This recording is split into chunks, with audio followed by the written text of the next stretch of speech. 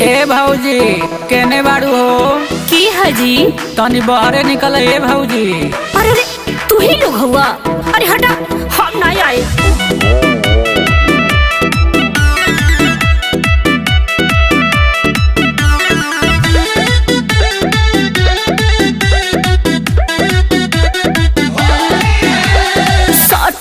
जहरे लागता वे डरे दे देबो देवरू गहरी हो। केमिकल के दाग से आग फूके सगरी हटावा अपन पीछे कारी हो। अरे अरे अरे हट पकिना, अरे डाल दो सटन जहरे लागता वे डरे दे देबो देवरू गहरी हो। सुधर जा, केमिकल के दाग से आग फूके सगरी हटावो अपन पीछे कारी हो। अरे सुन, लाल गुलाल से गलिया पालिश कर दो, लाल गुलाल से गलिया पालिश कर दो।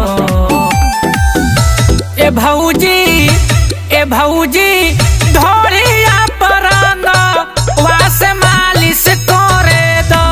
ए भौजी धोरिया परांगा वास मालिश कर दो।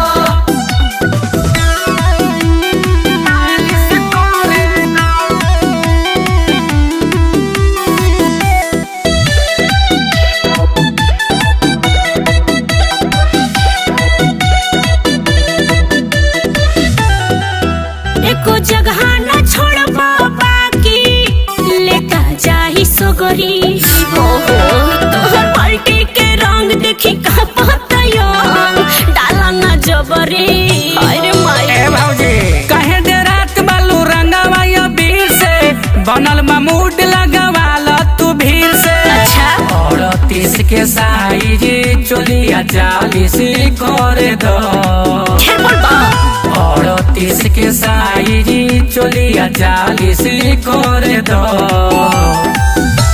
ए भौजी धोरिया परांगा वास मालिश कर दो। ए भौजी धोरिया परांगा वास मालिश कर दो, मालिश कर दो।